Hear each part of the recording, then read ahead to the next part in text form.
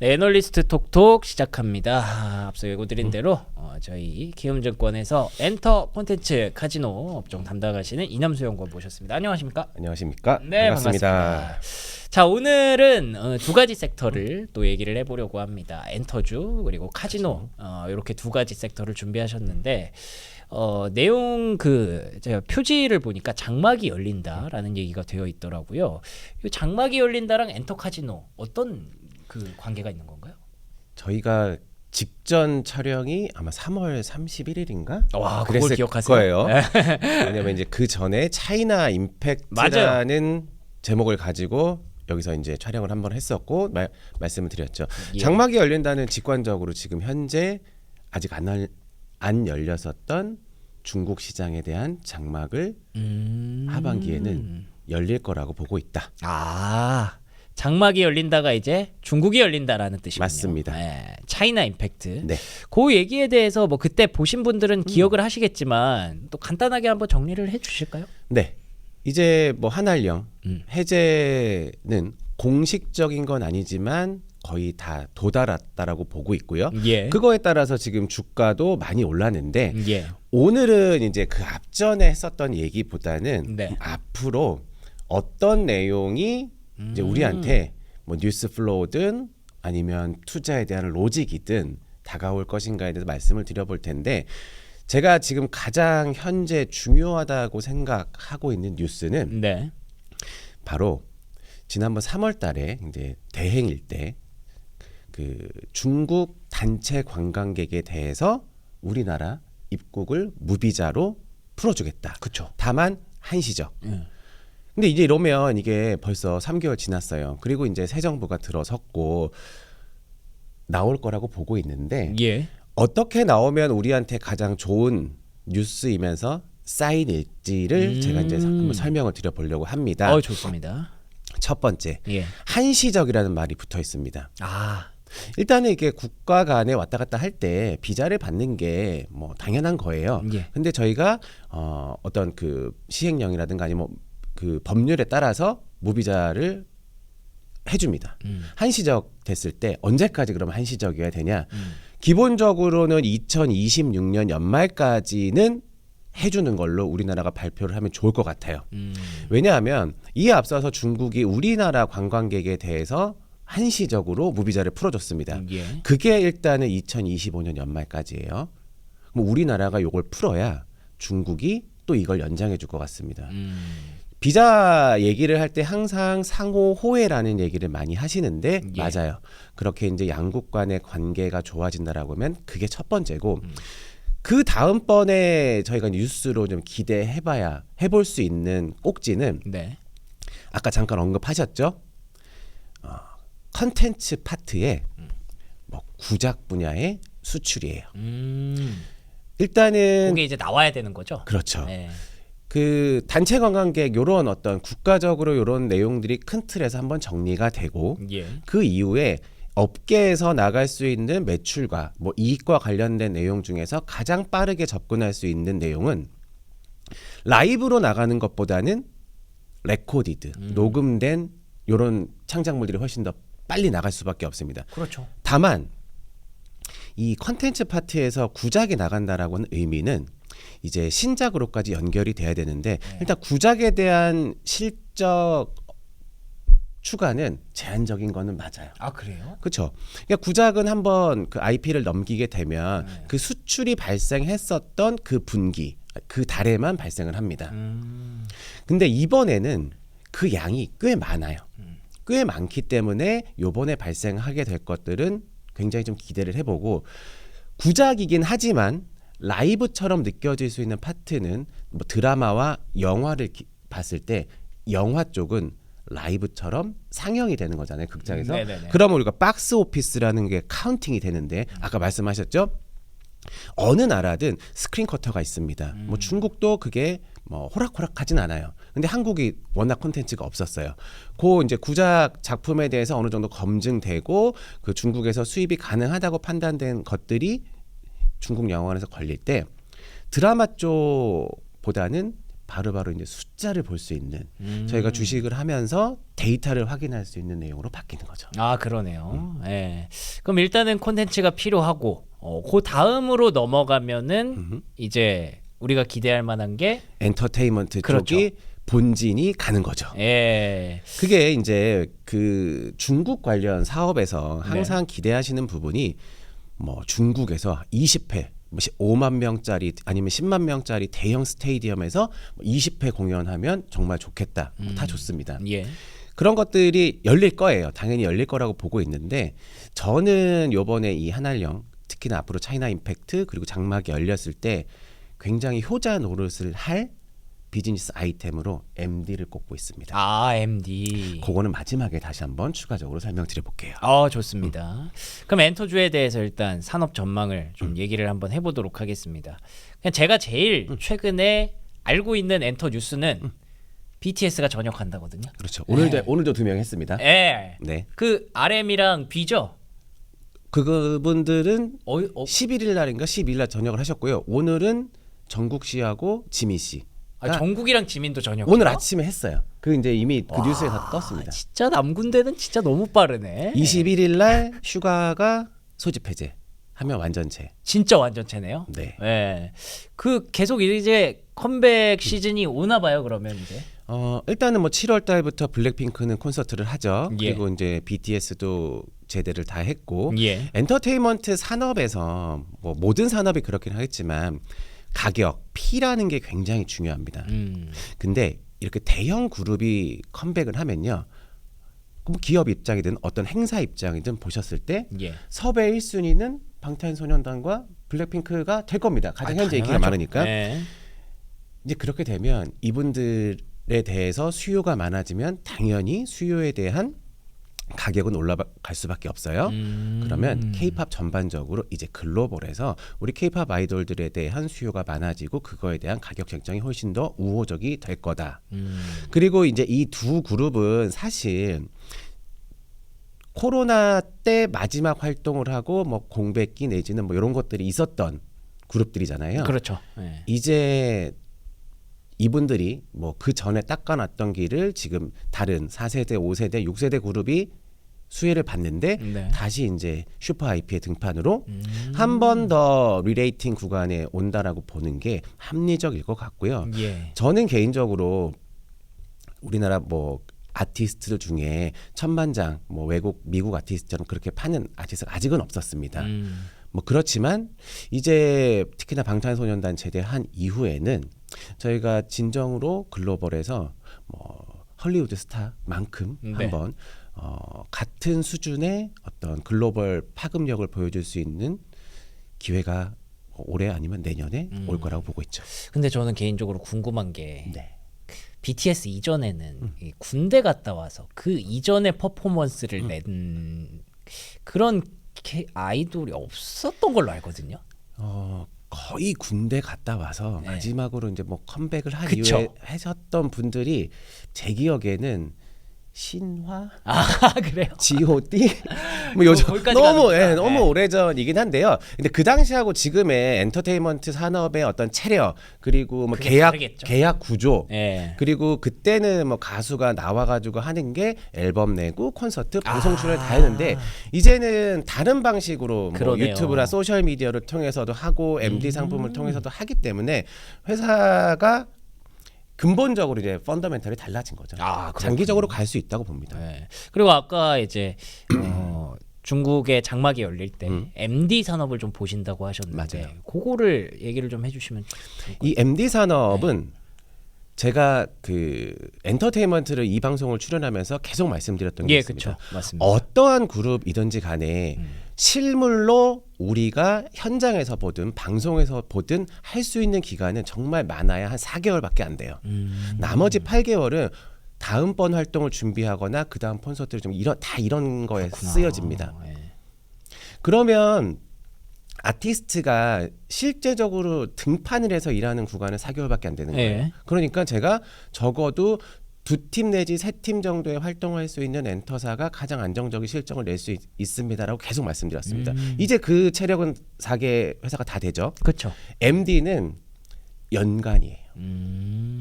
그 중국 관련해서는 얼마 전에 여기 이제 저 옆에 있었던 더현대 서울에서 네. 하이브의 그러니까 플레디스죠. 세븐틴이 뭐 팝업 스토어를 했어요. 예. 저희가 이제 같은 여의도에 있다 보니까 지나가면서 저도 활동을 하면서 보면 정말 외국인이 많습니다. 이제 직접 들고 가는 거죠. 그 대표적인 지금 산업이 잘 나가고 있는 게 K-뷰티잖아요. 아, 그쵸. 예. 네, 한국에서도 굉장히 뭐 무슨 영 이런 데서 잘 팔리긴 하지만 네. 이제는 유통망이 생기니까 직접 가거든요. 음. 예, 이제 MD도 직접 갈 수 있는 시대가 올 것 같고 다른 상품들하고 달리 이 아티스트를 어떤 활용한 MD는 IP 저작권에 있어서 팬들도 셉니다. 함부로 뭔가를 카피하거나 이래서 우리 그 아티스트에 대한 어떤 그 명성이라든가 이런 예. 평판을 떨어뜨리는 거는 좋아하지 않아요. 서로 견제가 되는 거죠. 그래서 중국에 진출을 할 때 이런 것들이 문제가 될 수 있는데 조금 그거에 대해서 다른 곳들보다는 산업보다는 자유로울 수 있지 않나. 제가 이제 그 집이 이제 용산구 어딘가에 있는데 가끔 이제 따릉이를 타고 집에 갑니다. 그러면은 한강대교를 건너면 거기 이제 바로 하이브 본사가 있거든요. 맞습니다. 예, 그 하이브 본사 지나갈 때마다 가끔 놀라요. 외국인들이 줄 서서 하이브 그 돌 앞에서 사진 찍거든요. 맞아요. 아니 이게 뭐라고 여기서 이렇게 사진을 찍고 있지 싶은데 참 그게 이 옛날이랑 지금이랑 다른 것 같아요, 진짜로. 아마 지금 용산에 있는 그 하이브 본사 앞에 가면 정말 많은 팬들, 특히나 외국인 팬들, 한국인 팬들 와서 기다리고 계실 거예요. 그러네요. 제대하고 이제 차 타고 그날이니까. 이제 본사 방문해서 예. 직원들도 인사하고 예. 이제 이런 걸 해야 되는 시간이거든요. 근데 그런 분들이 뭐 굿즈를 뭐 하나씩 아니 뭐 하나씩도 안 사겠죠. 뭐 여러 개 산다고 생각을 하면. 저희가 해외여행 갔을 때 예. 해외여행 왔으니까 그쵸. 살 수 있는 거 많이 쇼핑을 하잖아요. 네. 같은 의미라고 보면 될 것 같고 이 팬덤에 대한 소비는 굉장히 강력하다고 보시는 게 맞고 예. 특히나 뭐 이 BTS 관련된 팬덤 소비는 어떤 그룹보다도 훌륭할 그렇죠. 수밖에 없다. 알겠습니다. 뭐 과거에 이런 그룹이 없었죠.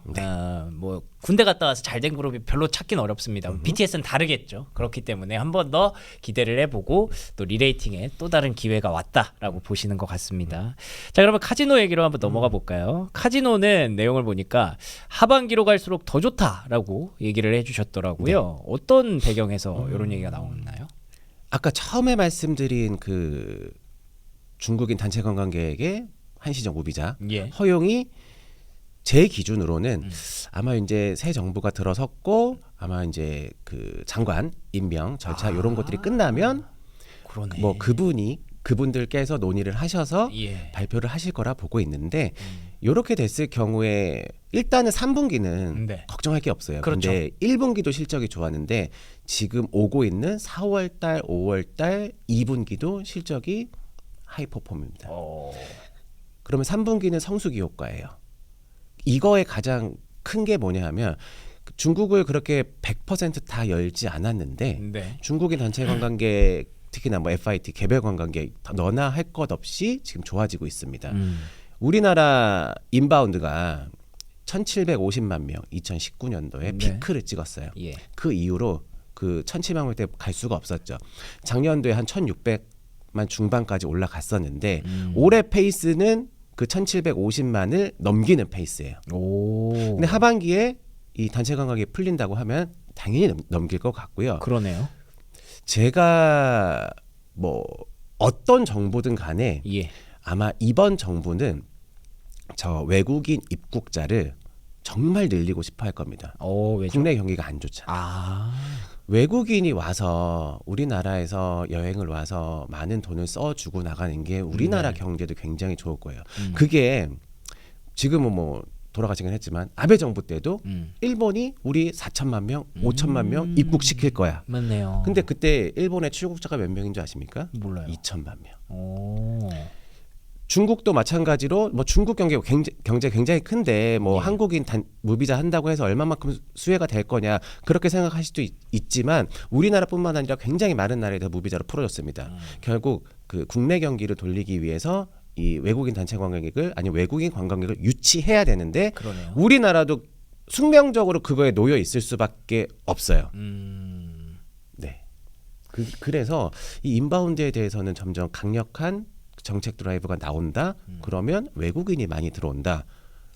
이러면 이제 카지노가 겸사겸사 그러네요. 동행할 수밖에 없다는 거죠. 근데 그러면 그 외국인이 많이 들어오는 거에 대해서는 충분히 공감을 하는데 거기에서 이제 결국에는 카지노가 잘 가려면 중국인이 많이 들어와야 되는 거죠?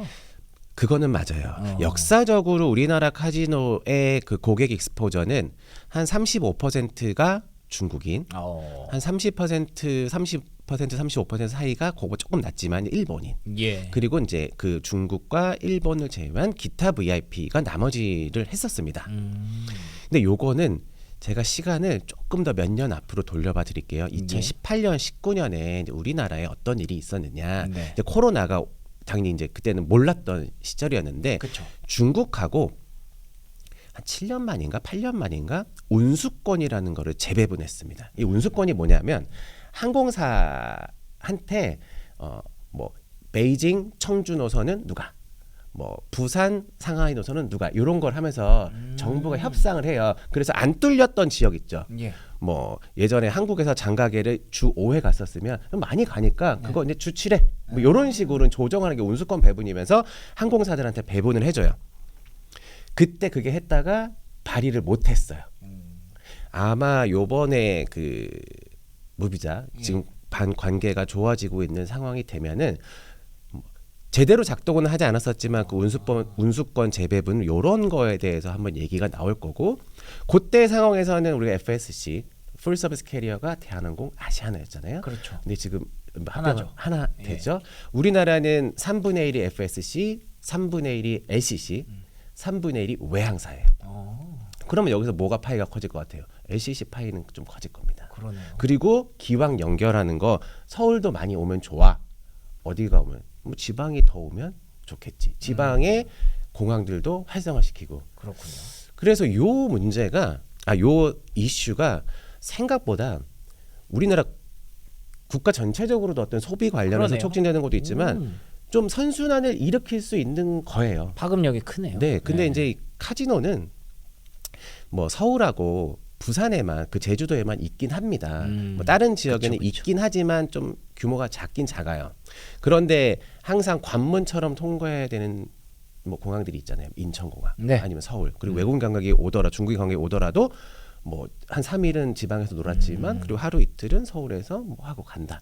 요런 공식을 대입을 한번 해보면 트래픽 자체가 늘어나는 게 굉장히 인라인하게 요 카지노 실적에 반영이 될 수밖에 없다라고 보고 있어요. 야, 이걸 쭉 듣고 보니까 그러니까 대한민국의 외국인들이 많이 들어올 수밖에 없고 유치를 해야 되는 상황이고 약간 숙명이지. 예, 그런 것들로 결국에는 엔터사도 마침 또 BTS 전역했고 그런데다가 이제 많이 들어오면 그 중에서 중국인들이 늘어나면 카지노도 왜 주가가 이렇게 좋은지가 쭉 다 설명이 되는 것 같아서 맞아요. 결국 그게 한국의 경기가 조금 불안정한 상황에 숙명적인 우리가 꼭 봐야만 하는 그런 그림이 시장에서 기대감으로 그대로 옮겨붙고 있구나 해석이 되네요. 정확하게 요약하셨습니다. 아유 다행입니다. 예. 그러면은 그 중에서도 엔터주 중에서 카지노주 중에서 좋게 보시는 종목이 있나요? 일단 엔터는 제가 아까 MD 얘기를 말씀을 드렸는데 네. 사실 MD의 매출 볼륨이라든가 매출 비중이라든가 현재까지 MD의 퍼포먼스가 좋았던 회사는 네. 하이브하고 JYP가 맞아요. 그렇군요. 근데 이제 그 회사들은 강자였었고 예. 저는 SM하고 YG를 꼽아드립니다. 아 오히려요? 왜냐하면 이 회사들은 요거를 잘 여태까지는 경쟁사들 대비 잘 못했어. 이제 비중을 늘려가면서 MD 사업을 확장시키고 정교화시키는 과정이 될 거예요. 예. 그래서 앞으로 포텐셜이 좀 많이 남아 있는 SM과 YG를 좋게 보고 있고, 그리고 이제 DOU 같은 경우에는 플랫폼으로 뭐 6월 말 이제 임박해 오고 있는데 또 텐센트가 SM의 주주가 되지 않았습니까? 텐센트 그러네요. 뮤직이. 예, 하이브에서 팔았죠. 네, 예. 충분한 그 시너지가 날 수 있는데 직접 그 텐센트 뮤직하고 계약을 해서 호호. 본진에 본토에 진출하는 같이 이렇게 저는 그 SM, YG, DOU 요 네. 박스로 보고 있고 그렇다고 해서 절대 뭐 하이브라든가 JYP가 뭐 그런 안 팔아야 좋다. 된다 아닙니다. 예, 그런 건 아니고. 조금 더 선호할 뿐 예. 지금 현재는 엔터는 꽃놀이패다라고 보고 있고 네. 이제 마지막으로 카지노 쪽에서는 예. 상대적으로 좀 덜 올라 있습니다. GK에. 근데 제가 언급드렸지만 우리가 여행 가면 베이징, 상하이, 뭐 도쿄, 오사카 이렇게 큰 도시 많이 가잖아요. 그렇죠. 외국인 관광객도 중국인 관광객도 오면 서울이 가장 많은 숫자를 흡수할 수밖에 없어요. 그렇겠네. 노선도 제일 많고. 예. 네, 그래서 서울에 두 곳 갖고 있는 GKL. 그런데 GKL은 중장기적으로 보시는 것보다는 왜냐하면 복합 리조트가 아니기 때문에 이렇게 선순환을 만들기 좀 어려워요. 하지만 단기적으로 트래픽이 늘었을 때 이게 딱 마진에 반영되는 게 뭐 예전에 파라다이스나 롯데관광이 보여줬었던 레벨보다는 예. 훨씬 더 우월합니다. 그래서 OP 마진율 한 25% 정도까지 나왔었기 때문에 지금 그렇게 안 돼요. 근데 숫자 들어오면 그거 가능한 거고 그리고 이제 중국인이 가장 사랑하는 우리는 한국 여행지원 제주도 롯데관광개발 뭐 5월달에 역대급 월별 실적 중에 400억 넘는 실적을 만들었어요. 야, 그렇군요. 네, 3분기에 여름 성수기는 당연히 더 좋을 겁니다. 예. 그리고 9월달, 10월달 단체 관광객까지 풀렸는데 중국하고 어떤 노선도 더 많아지고 연결도 더 많이 됐을 때 또 중국에 연휴가 있어요. 오, 맞네요. 중추절, 국경절 예. 하이라이트입니다. 그 10월달 연휴가 한국 카지노들한테 정말 한번 의미 있고 좋은 숫자를 공시하지 않을까 기대하고 있습니다. 마침 또 그 3분기에 풀리는 그 네, 시기가 풀리는 타이밍이에요. 예. 이 퍼즐이 참 잘 맞네요. 예. 근데 그런 거를 많이들 알고 계신지 일단 주가가 많이 올라가긴 했는데 그것보다도 그 이상을 보고 계시니까 그렇죠. 이렇게 자신 있게 얘기를 네. 해주신 거겠죠. 엔터주 중에는 말씀하셨던 SM, YG, DOU 묶어서 좀 잘 보시면 좋을 것 같고 카지노에서는 서울의 GKL, 제주도의 롯데관광개발 이렇게 두 개 종목 얘기를 해주셨으니까 앞으로도 계속 트래킹해 보도록 하겠습니다. 네. 자, 오늘 연구원님과 함께한 시간 여기서 마무리 짓도록 하겠습니다. 오늘 좋은 말씀 고맙습니다. 감사합니다.